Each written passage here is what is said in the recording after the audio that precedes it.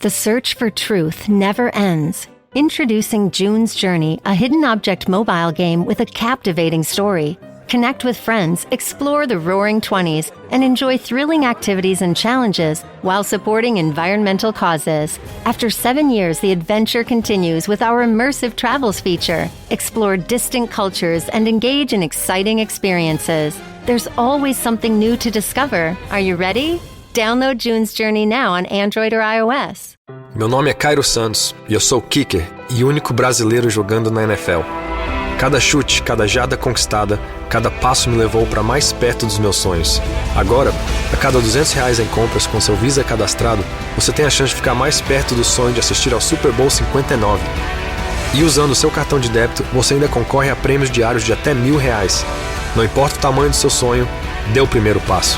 Visa, apoiando seus passos aonde você quiser chegar.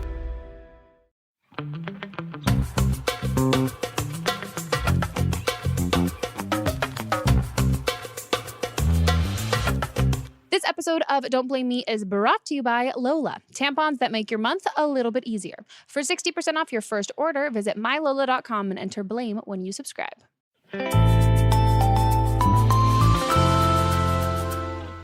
Ready for intro? I'm so ready. Here we go. And You're going to include that, right? Wonderful. Hello, everybody. Welcome back to Don't Blame Me. This is my podcast. My name's Megan. Hopefully you know that by now. That's a great song. I think we should add some lyrics to the Don't Blame Me intro, and that's going to be it. Okay. Hi, guys. Welcome to my podcast. Today, we are doing what we do, dishing out advice. And Jack Ferry is here, and he's wearing a... What is this jacket, by the way? Hello. Hi. Hi, I'm Jack Ferry. I'm here. I'm wearing a... Jack what? Ferry in your jacket. It's like a brown denim jacket. A Brenham? Brenham. Well, I was going to say, is it... It's a khaki. It's like a Levi's khaki jacket. It's like if chinos were a jacket. Yeah. It's nice. It's spiffy. Thank you. I like to keep my house cold, so everyone here has like 3 jackets on. I try. It's fucking freezing in here, and that's why I'm wearing my jacket right now. It's cold in here. So I am, of course, Megan's producer of her podcast. You may know me from such other podcasts as Popcorn. Woo! And Don't Blame Me, and the other one, her name's Grace Heelby. Not too something. Not too something. With, she doesn't go. Not too shallow. Not something along something those like lines. With Grocky Helbig. Grocky Heelbig. Yes. Yes. So I'm here to produce your show, which is what exactly? This is a call-in advice show. So you guys, basically, you call in, you leave some voicemails, and then I give you mind-blowing, fucking amazing advice that cures your life, or it possibly makes you shit on your boyfriend's face. If you have not listened to the last episode, I beg you, or go watch it on my YouTube channel. We posted a video of that one. I got to say, speaking of call-ins, in our last episode that we recorded, we mentioned that if you are not in the U.S., you can actually submit your questions via the website, or actually via the email address. You record it on your phone and then submit it to us. And guess what? We've got one. Shut up. Yeah. Woo! Yeah. I hope I can understand the accent. I think you'll be fine. It's like a Canadian. If and not, I'm over I will here help like, you parse it. But I will say this. If you are not living in the U.S. and you want to submit a question, we don't go through these as vigorously as we do the call-ins, but we do go through them. So if you want to submit via the email address, you should do that. It is meganpodcast@gmail.com. So just record it on your phone. Send it as an MP3 file, meganpodcast@gmail.com. All the usual caveats apply. If you're under 18, please get your parents' permission. If you're sending it to us, you're giving us consent to put it in the show.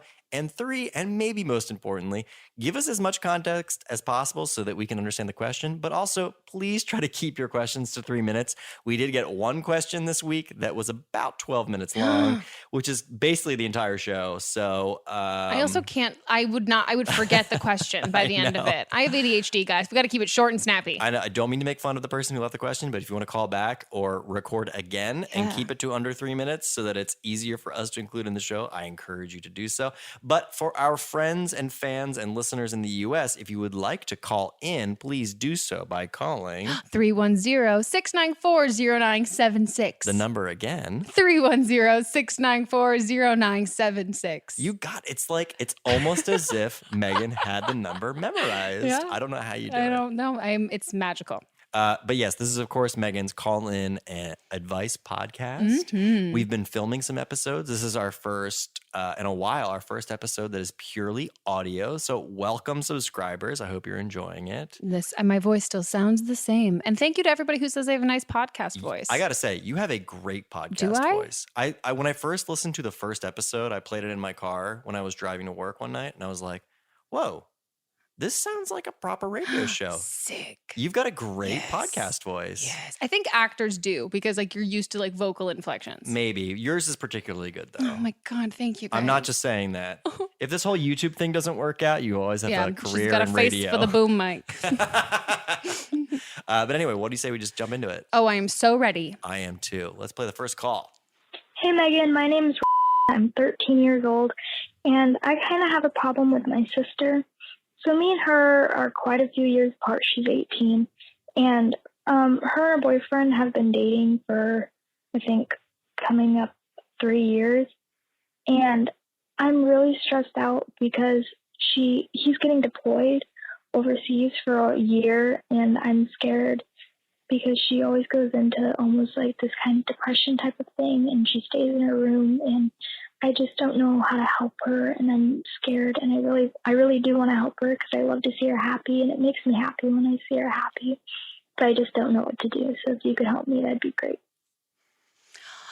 Okay, I feel like every time we've talked about anything that's with military or deploying or anything like that, I've always referenced this one YouTuber who I watch she's now, I think officially, she's engaged, but she's going to be an army wife. So Casey Holmes is awesome. And I think she was talking to me about it, this is years ago, about how she found that whole community of watching videos of other people going through the same thing. I think it's crazy sweet that you're so worried about your sister. I think the emotions and the feelings are inevitable. I don't think there's a way for you to prevent her being worried or feeling sad and depressed, because I think it's a really normal reaction. But I think it's not necessarily about oh, what can I do to fix this, or saying that to her. But it's just planning stuff for you guys to go out and do together, and trying to do the best kind of distractions sort of thing. I think assuming that she's going to be her 100% normal, really happy, upbeat self all the time while he's gone, I think that's unrealistic. But I think if you can just try and make as many good, fun, lighthearted, upbeat moments and times for you guys to spend together, I think that's a really good idea. And then maybe if you can suggest to her watching some other, I know it sounds weird to say watch YouTubers who are going through the same kind of thing, but there's a bunch of that's a whole genre of YouTube and stuff, which I feel would be helpful. But yeah, I mean, that's a scary and sad thing. And yeah, you mean maybe start a new TV show with her. Not Freakish, because you should watch Freakish, but it's scary. But, watch Friends, do something like that. Find little things like that can be a good break and all of that stuff. Okay, I hope everything goes well. On to the next call. Hi, Megan. I'm 17, and I started talking to this guy who a mutual friend set me up with. The first couple months, we were super into each other. He would text or FaceTime me every day, and he always told me how much he liked me. But after we went on a date, which I feel went well, and we started doing sexual stuff, the sexual things were all he ever wanted. Oh, and by the way, this is basically my first time ever dating or being with a guy consistently. He comes over and we make out and I give him blowjobs.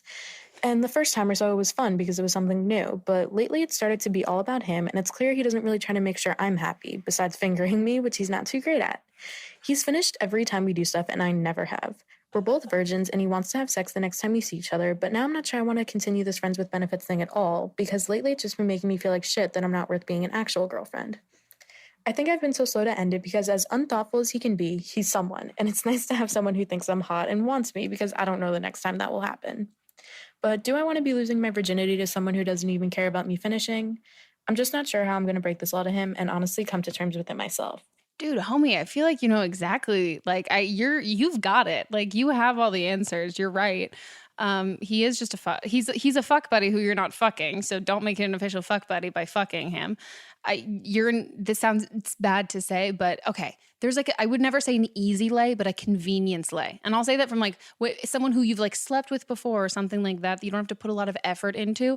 That's someone where you can just like go over and just hook up with and all that kind of stuff. And I think if you're wondering like, oh, if this could be something more or anything like that, if that, like those signs would have already showed themselves.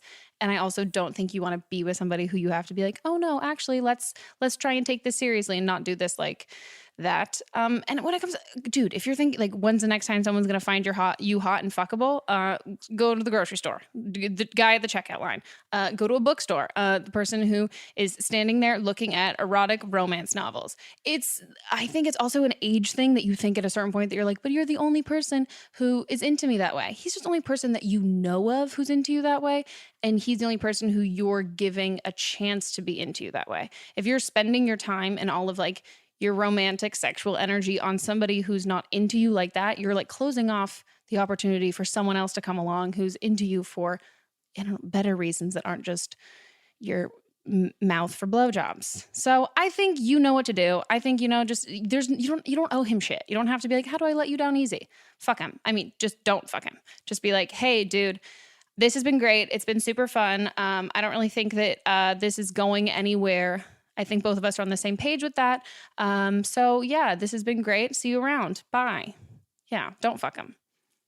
Don't fuck him. I don't want to interrupt, but I do want to add that that was an international call.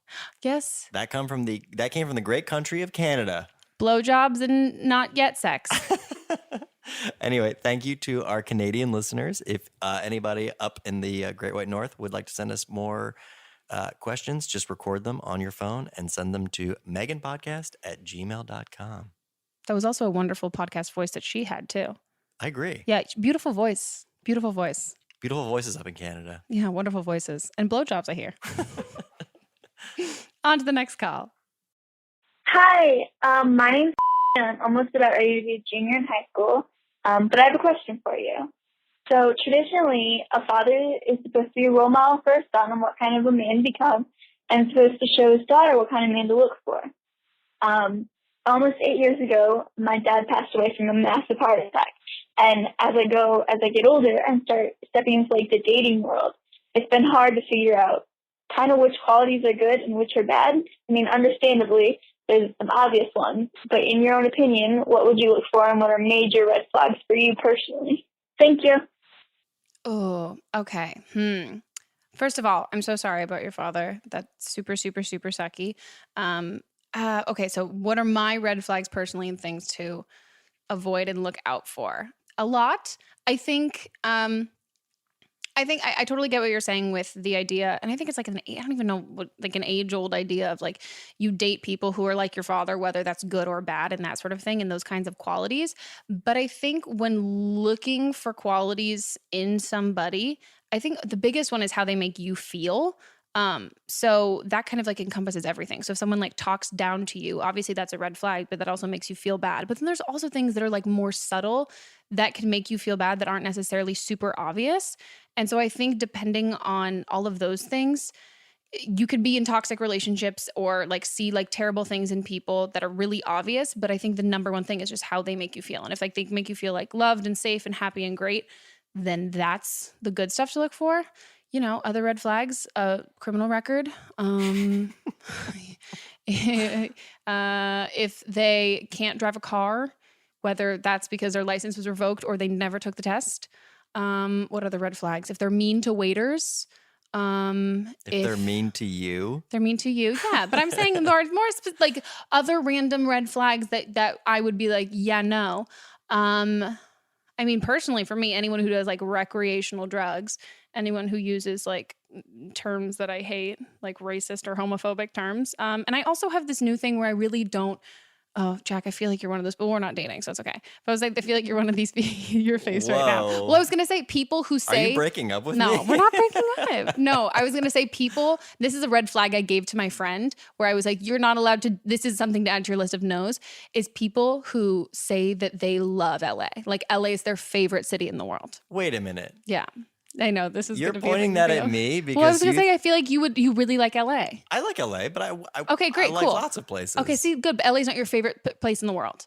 I mean, it's hard to say any place is your favorite place in the world because see, every place has like exactly. issues. But that's a normal person's reaction. But someone who says that LA is their favorite place in the entire world. Okay, that's a red I would flag. have the same reaction to somebody who said that New York is the best place in the world. There too. you go. Because I think if you can't acknowledge all of the problems with both of these places, there you go. and all of the places, yeah. But why is that a red flag? I want to know. Because LA is such, and I guess also like the 20-something dating pool. If a 20-something-year-old guy is like, I love LA. LA is my favorite place. What that translates to is I go to Bungalow every weekend with my bros. One Oak is my jam. Lemonade is my favorite. Like all I want to do is go to Earth Cafe and Instagram my latte.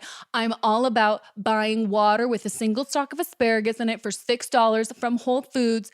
And I'm awesome. Wow, were you just doing an impression of me? Because that sounded spot on. You do love asparagus water. I think that's a red flag. Oh yeah, anyone who talks like that is that's saying just that like you love LA. Swimming in red flags. Yeah. Okay, so douchebags. Douchebags. Got it. Stay away from douchebags, kids. Next call. I am 16 years old. My name is and I have a problem. So later in the school year, this guy asked me out, and he was really, really cute. I wanted to say yes, but I didn't know him, so I said no. And then as we started to become really close friends and everything, I started to catch feelings for him, and I wanted to tell him I liked him, but then he got a girlfriend, and everyone was saying that they were like really, really perfect together. And in my mind, I thought they were too, but just a few days ago, they broke up, and I feel like I want to tell him that I like him, but I want to give him some space. And I really like him, and I know a lot of people that like him too, but I feel like I know him on a more deeper level because him and I are like really, really good friends. Like he's basically my guy best friend, but yeah, I just need some advice on what to do. I think you should do whatever the fuck you want to do. I think if you want to give him space, sure. I will play. I know people get pissed when I play the age card, but like you're 16, like you don't have time to fucking waste. He might date another girl in like 2 minutes. I think for you, and what it sounds like is that kind of frustration and feeling like you missed out on like it because he asked you out and you said no because you didn't know him that well, and then suddenly he got a girlfriend when you got feelings. So it sounds like this is the kind of the regret of not saying something. So if that's what this is fueled by, then I think you should say something. But if it's fueled by wanting his response to be what it is, you can't really predict that. So I think if it's just about getting it off your chest and like feeling like you want to say it just so you know that you've said it and you've put the opportunity out there, I think if you say it now or if you say it in 3 months, the response is going to be the same. I think if he has feelings for you, they'll be there and he'll say that. And maybe he's like not ready to date. But I mean, 16-year-old boys, they're quick. I'm just going to make a sex joke. Don't have sex yet. I was like, yeah, they come in 2 seconds. So you literally, no, but I mean like you move on super fast. I remember the amount of boyfriends that I had when I was like younger where it was like, I dated you for 2 days and I dated you for 2 days and the moving on thing. So I think go for it if that's what you want. But again, I think his response is going to be the same either way. So if he says that he's not into you or he's not wanting to do that right like now and he says that, he'll probably also, that's the same thing he would have said in 3 months from now or something like that. But I think giving him the opportunity to say how he feels, but mostly just doing it for you and saying everything you said for this and saying that like you regret that you hadn't said yes to him going out with him before, but it was because you didn't know him that well, which I think is awesome. And then now that you've gotten to know him better and that you guys are such good friends that you've developed these feelings for him, and it's okay if he doesn't have those feelings for you too, but you would really regret not saying it again because everything that had happened with his last girlfriend. And then even tell him, like, and I totally understand if you're not into me like that or if you're not like wanting to date or something like that. I just wanted to say it for me, which I think is a really mature thing. If he likes you, sick, awesome, go to winter formal, dance with a large gap between you like a ruler. And if he doesn't like you, move on, date another guy. Be 16, have fun, get your driver's license. Wow, wow. That was me honking a car, but it didn't sound like a honk. Okay, guys, we are going to take a break and we will be right back.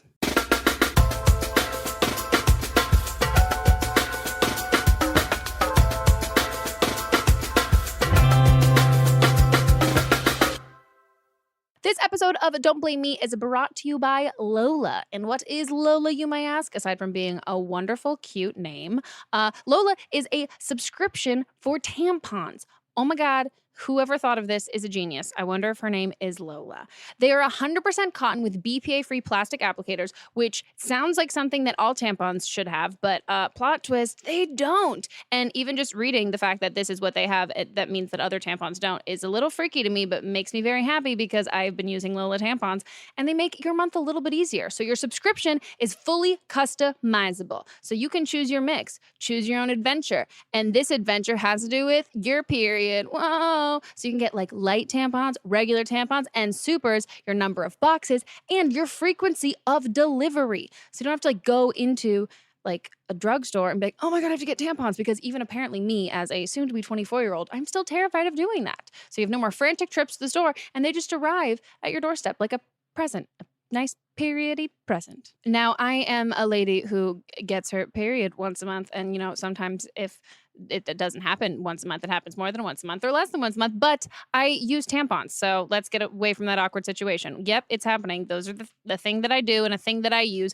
And I have found this to be incredibly convenient, because how many times do you run out of tampons? I know you can't really respond to this because this is an ad and you're not like talking to me and I'm just talking to myself. I run out of tampons all of the time. It's like, oh, I'm walking around and suddenly you're like, oh, definitely just got my period. And then you're like, oh, cool, don't have tampons with me. But now I always have them with me because I always have a full subscription delivered to my door. They're more prepared for my period than I am. They know when it's coming. They're incredibly convenient. I feel like they know when I'm getting my period before I even know. I'm never running out of tampons. And then the tampons that I'm using are BPA free, and I don't have to worry about any gross chemicals or things literally being inside my body, because they're like the most up close and personal thing that you deal with as a lady, I think. I'm pretty sure. Yeah, and it's nice to know that they're BPA free, because if I'm spending all this money to have water bottles that are BPA free, my tampons better be BPA free. They're delivered right to my door. I am obsessed with them, and I know you guys will be too, and they have been so awesome to give you guys 60% off your first order by visiting mylola.com and entering the code BLAME when you subscribe. That's mylola.com and enter code BLAME. We're back from the break. Oh my God, did you miss us? Oh, look, it's us again. We got more cash. Hi, Megan. I am 19 years old. I've already tried to put in a message, but I freaked out. But anyways, I am very much a very awkward virgin, and I just wanted to know if that's totally normal at the age of 19. And yeah, it sounds weird, and I'm very awkward about it, and I just don't know what to do. Also, is it normal to not do anything with the downstairs leg? What do you do? Do you shave it? Do you not? I mean, I'm a virgin. Do I really have to do anything? All right. Thank you. Bye. Did you just call your pubes the downstairs light? Dude, I love that. Also, I had someone recently who refers to her vagina as Gina, and it's my new favorite thing. We're like, ugh, Gina is not happy today. Well, it looks like your Gina is just closed for business. Now, okay, being a 19-year-old virgin is really not that bad. Also, think of the movie 40-Year-Old Virgin. Is that what it's called? Yeah. 40-year-old virgin. There you go. With Steve Carell. Yeah. He has 21 years on you. I mean, Steve Carell himself is not a virgin. But if they can make a movie about a 40-year-old virgin, being a 19-year-old virgin is not bad at all. It's really not. The amount of times that I've had, whether it's like Tumblr Ask Box questions or even questions on this show of people who are older than that, who are like, I've never been with a guy. I've never done anything like that. I've got friends who like don't really do the dating sexual thing with people. And it's so normal and it's so fine. I think when you said, what should I do about it? I mean, if you want to have sex, go for it, have sex. But if you want to have sex just to like lose your virginity, that's also okay. If you want to have sex because you want to like see what it's like, go for it. But if you want to have sex because you feel like you're missing out on this like wonderfully great thing, then I would say wait, because it's going to take a while before it's like wonderfully fun and great. But yeah, you do you. Who gives a shit about it? And I think the second that you're kind of, if you ever want to be like more open and owning that, you'll figure out that a lot of other people who you assumed were having sex probably aren't having sex either. That was the biggest misconception in my high school, was everyone's like, oh yeah, everyone's fucking. Like everyone's fucking. And then one person be like, oh no, I'm a virgin. Everyone's like, oh yeah, like dude, me too. Yeah, never fucked. Not once have I ever fucked. So I think like you can talk about it with your friends if you feel comfortable with that. And if you don't feel comfortable, that's also cool. And do whatever you want to do with your vagina hair and your vagina in general. Shave it, go for it, wax it, have fun. I was going to make a joke about other things. You braid it, perm it, dye it, give it glitter. Don't do that. That could really fuck up your vagina. But yeah, do whatever you want with it. Your call. Your vagina, your world. Most people I know are just like full bare vagina. And you can do that in either way. You can either wax it or shave it. Yeah, it's your call. If you want to like wax a fun figure into it, have your friend wax your vagina. There's nothing more bonding than waxing your friend's vaginas. One time I waxed my friend's butt. It was a fun time. She'll listen to this. She's a good friend. Hey, I love you, by the way. Okay, on to the next call. Hi, Megan. I am 18 years old, and I just recently broke up with my boyfriend of 2 years, and I live in a pretty small town, so everyone really knows everyone. And I will go out with some of, like, my girlfriends, you know, to a party or just, like, to a friend's house to hang out. And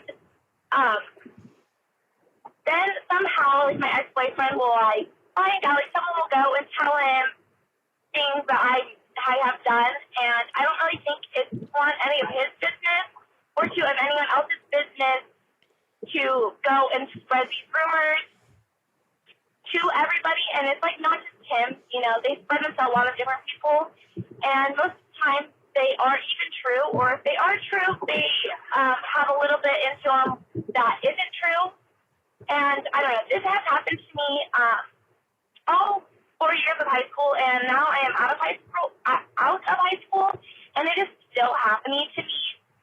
I've had people tell my mom that when I lost my virginity, and I don't know. I'm like, just kind of right now, I'm sick and tired of everyone talking about me and saying things that aren't any of their business, and I don't even know how they're finding out. And if they do find out, usually they aren't true.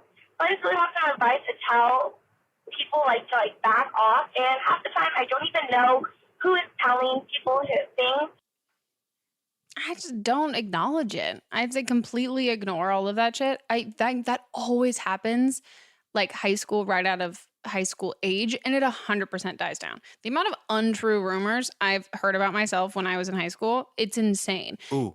Oh, what one do you want? Mm-hmm. Oh God. Your favorite. Fuck. Your favorite untrue rumor. It was some random person it was like I had sex at a party, which, see, that's a part that's true. There you go. There's like, they take it and then they roll with it. I had like sex at a party, but in the middle of the party and everyone watched. Whoa. Which didn't happen. Oh. Slightly That's so disappointing. I'm so disappointing. But I think it's one of those things when you hear those like ridiculous rumors. I mean, hello, Tana Mosho got fucked by a toothbrush, the greatest rumor of all time. But I think you just ignore it. People love drama. And first of all, congratulations for being popular enough that people care so much about your life and talking about your life, because their lives must be incredibly boring. But 99% of the time when people talk about that kind of stuff, the exciting part or the high part from them is like the reaction. It's kind of like when you imagine a bunch of people like sitting around and gossiping and they're talking, and then it's like, oh my God, but does she know? Like, oh my God, who's going to say it? Like, I have to tell her. Like, what do you think she's going to say? And if you give no feedback and no response, it doesn't come to a head ever. It kind of just dies down. People always want to hear that kind of gossip. And if you don't acknowledge it and you just ignore it and also if you're concerned about who's spreading that kind of stuff, just look at your group of friends and the people that you trust. And especially at that age, I definitely had like a collection of friends that were like, probably not like the most like looking out for me all the time kind of things. So not that I'm saying like be less trusting of the people that you're with, but just like reevaluate who you're with and who's really there to be friends with you like for the right reason, who's always looking out for you. And then stick with those people and then fuck what anyone else thinks. And if anyone's believing those other rumors and all that stuff, that means they don't know you that well. And the people that know you and like love you and really care about you know that all that shit's bullshit. And then, yeah, just ignore it. And also, even if that doesn't work and it still keeps happening, give it a fucking year. People will get so over it because they'll have their college friends to gossip about and all of that stuff. So I wouldn't worry about it too much. And when it comes to your ex-boyfriend, I think you do you. Don't worry about him being there or people like him finding out that you're doing all these other things and doing whatever, because you're allowed to do whatever. You're allowed to sleep with whoever, date whoever, go out to and do whatever you want. If you don't give him the attention for showing up or like make a deal where it's like, oh my God, he showed up here, guys. Oh my God, blah, blah, blah. He's just going to look stupid. Everyone likes the kind of like anticipation and like, oh my God, are they going to talk kind of thing? And if you just completely ignore it, he looks dumb for showing up, and everyone who's gossiping about it looks dumb for like being like, oh, she doesn't even really care. Wow. So I would just say completely ignore it. And, live your life. Live your best life. Fuck to haters. On to the next call. I have a problem with my friend. So she's moving away soon, and I don't really know how to handle it. Like, she's my best friend, and I love her a lot, but she has this guy that she's talking to, and she's leaving very soon. And ever since she's been talking to this guy, she's been very distant from me and everyone else. And this wouldn't be that big of a problem if she wasn't moving so soon, but I want her to be happy, and I don't want to mess up our friendship, but I feel like she's neglecting me and her other friends. So I don't really know what to do about that. Maybe if you could give me some advice and help me out. Thanks. Sadly, you just got to let her do her. There might be like a deeper reasoning behind that. Maybe spending time with him or whatever. It's kind of like that thing where you can like fight with your you can fight the worst with your best friends because you know they're not going anywhere. And then people you don't know as well, you're kind of like are a little bit more walking on eggshells because they might leave. So I think for her, maybe investing this time in this guy because it feels like the only opportunity and chance. And then with your other friends, maybe she feels like you guys are so close and you guys have been friends for so long that the time and the distance won't matter. And that she has to kind of strike the iron's hot with this guy because it could be like a missed opportunity. But I think that could be it subconsciously maybe, but there's really nothing you can do about that, which is sucky. I think moving is super hard, and as hard as it is for the people who they're leaving behind, it's also really hard for the person who's like embarking and doing their own thing. They're leaving their group of friends where everyone else gets to stay and be friends with each other, and they're kind of the only thing that's now gone. So whatever process she's going to go through with that, I think you kind of have to let her do it. And you also don't want her to resent you for anything like that. And like, especially being like, you're not giving me enough attention when you're moving and I'm going to miss you and all that stuff. She's going to miss you too. She's going to miss everybody. But this is something that she kind of has to deal with at a bigger scale than the rest of you. So kind of however she's going to deal with it, she's going to. But I think maybe throw her a kick-ass going away party, have like one final hurrah. And you guys will like stay in touch and all that stuff. And then most likely with the guy, they probably won't even end up dating, but she'll be happy. She like gave it the opportunity and the chance, and she still had her friends when that potentially didn't work out. Okay, guys, our next call is a follow-up call. This is the first one. Hi, Megan. I just wanted to point out, so this isn't really asking for advice, but I know at some point you mentioned a commentary thing. I just watched your episode on YouTube about the sexual bases, or you said that in the title, and the last voicemail that you listened to, the really sad one, I feel like there was one vital piece that you might have missed. Most areas do have a thriving homeschooling community. I myself would know the high school homeschooler that will be much more kind and sympathetic about nearly any situation than public schools and public school students would be. So it would be so helpful to become involved in those communities and make friends there, because in all of my experience, there are no teenagers more supportive than homeschoolers. Sick. Awesome. Yeah. Great point. That's amazing. I had no idea there was a community of homeschooled kids. I completely overlooked that. There was definitely like a huge one when I was in elementary school and middle school, but Online? I had no idea that existed. We had a bunch of like kids who were homeschooled, and they would do like online courses. But there was also like a bunch of kids who get homeschooled like together that I knew. And then we went to high school, and a lot of them had all grown up in different areas, and some of them had gone to traditional high school, and they all like knew each other from homeschooling, even though like either through that whole community. So you're right. Yeah, dude, thank you. That was awesome. And if anyone else has any like follow-up things, I really like that. That's awesome. It's been cool, especially with the YouTube stuff, to be able to read comments and see that. Like our last episode, we talked about one girl who didn't like giving blowjobs, and a huge response was a lot of people saying that she may be asexual or aromantic, which it was cool to see that discussion. So, I like these follow-up things. And I would also like follow-ups if any of you took my advice for something. Or didn't. And then how it happened. So I would love to hear that stuff, though. And thanks, dude. That was awesome. Yeah, it was an oversight on my part. So I hope whoever left that call the last time heard this one, too. Okay, guys, it's that time again. Wow, wow, wow. It is time for Producer's Corner, where Jack Ferry picks a call that he wants to be played. This is the part of the show where I select my favorite call of the week that I want you to answer from some random anonymous caller who calls in asking a burning question that I think you should answer. So let's take it away. Oh, God. Hi, Megan. I'm calling because my niece told me this funny story the other day.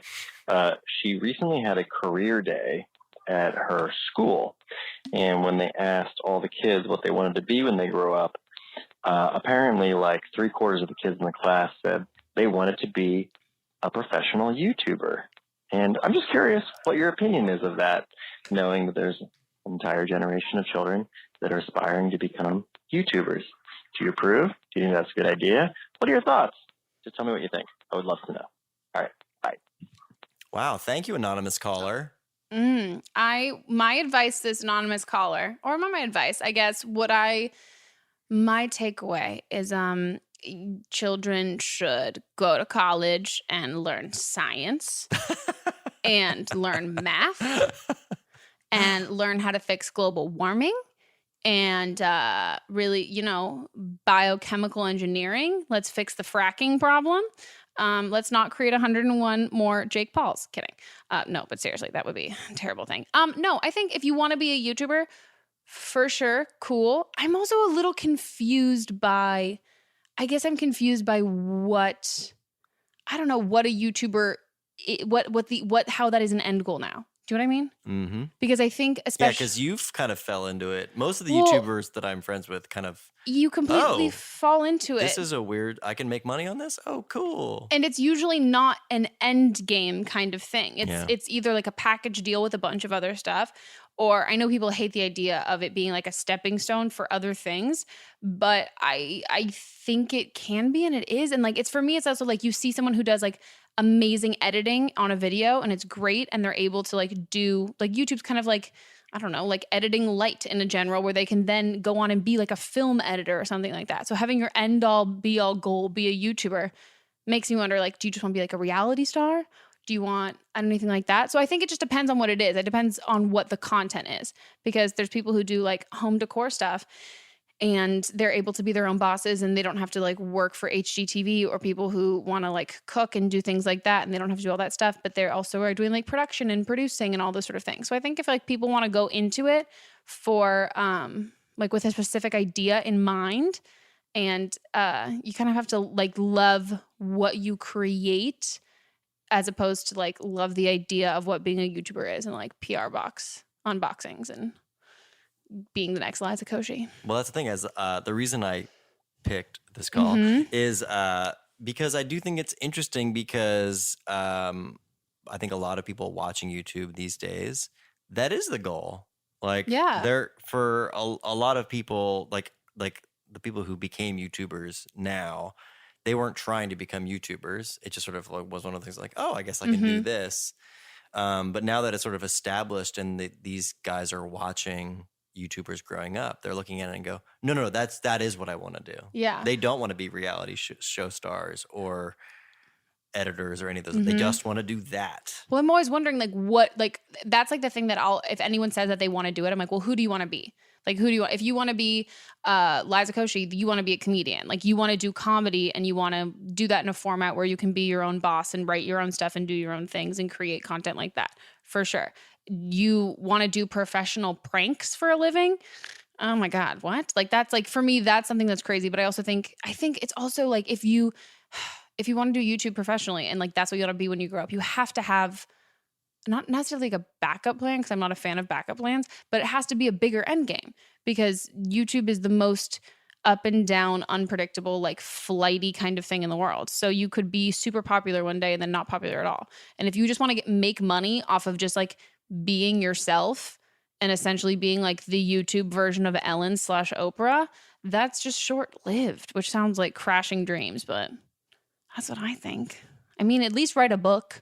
Get a book ghost written. If you're going to do that, come on. If you're going to do YouTube, do it right. Do merch, do do sponsorships. I mean, I'm a big fan of sponsorships because I have to pay rent. What else? Do some fake pranks, get into clickbait. Go get a book ghost written, go on tour where you don't do anything but Q&As. If you're going to do it, go big or go home. Good morning, Jake Ballers. Hope you're dabbing on them haters. Also, how do you dab on a hater? It just sounds like a chokehold. Do you know what I mean? Like if you're dabbing on a hater, like is the hater in your arm in which you're dabbing? Or do you like dab in the general direction of a hater? I've also decided that I think Jake Paul's a new person I want to roast 24/7 because Jacob Sartorius blocked me on Twitter. Oh, I'm sorry. It's okay. I'm over it. We've been saying Jake's name too much. Too much free promo. Okay, guys. I hope you enjoyed this episode of Don't Blame Me. If you guys enjoyed this, please leave us a wonderful review on the Apple Podcast app. That would be awesome. I enjoy reading your reviews. It makes me feel great, and it helps other people discover our show. And if you guys heard these calls and you're like, yo, I have a follow-up, or I have something that I need Megan's advice on, then you guys can call the number 310-694-0976. Again, 310-694-0976. Oh my God, I have to burp. Okay, sorry guys. And again, international calls, you can email. It's meganpodcast@gmail.com. Just record your message, make sure it's under 3 minutes long, and then send it to us as like an MP3 or whatever. Yeah, that those kids are listening to these days. Yeah, send it with a carrier. Olha o contra-ataque aí. Vem que vem o time avançando rápido pela linha de campo. Bola dominada no pé do camisa 10. Ele vai pra cima, passou pelo primeiro, passou pelo segundo. Invadiu a grande área, vai chutar. Bateu, é gol! Que golaço, minha gente! A experiência de futebol mais autêntica já criada para os games. Junte-se no 5v5 Rush, a nova maneira de jogar com os amigos, e leve seu clube para a vitória. EA Sports FC 25. Dê tudo pelo clube. Já disponível. Pigeon on a cassette tape. On a floppy disk. Dude, what is a floppy disk called a floppy disk? Oh, that's a whole other conversation. Okay, cool. Let's save it for another podcast. I was going to say offline. I don't think it's interesting to anybody else. But yeah, I hope you guys enjoyed this episode. We will see you guys in 2 weeks. And I hope your life doesn't get terrible before then, or hope it does. And then you have lots of really good things to call it with. Okay, bye guys. Don't Blame Me is a production by me, produced and directed by Jack Ferry, associate producer Melissa DeMons, edited by Melissa DeMons, post-production sound by Chris Henry, and music by Giacomo Picasso and Ryan Hunter. I will see you guys in 2 weeks, and don't blame me if your life bursts into flames before then.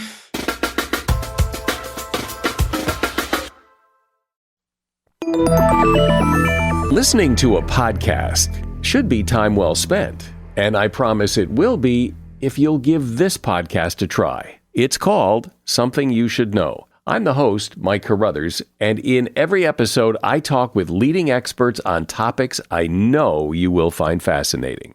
From why people can't keep secrets, what your favorite music says about you, why your pet acts in strange ways, and so much more. Something You Should Know is designed to give you information you can use in your life and give you great intel that you can share with others. I'm told it's a binge-worthy podcast, and with over 1,000 episodes, there's a lot to binge on. Something You Should Know has been ranked in the top of the Apple Podcast charts consistently for a long time. I know you're going to like this. I just need to get you to try it. Something You Should Know. It's available wherever you listen to podcasts. Hi, I'm Jennifer, a founder of the Go Kid Go Network. At Go Kid Go, putting kids first is at the heart of every show that we produce. That's why we're so excited to introduce a brand new show to our network called The Search for the Silver Lining, a fantasy adventure series about a spirited young girl named Isla who time travels to the mythical land of Camelot. Look for The Search for the Silver Lining on Spotify, Apple, or wherever you get your podcasts.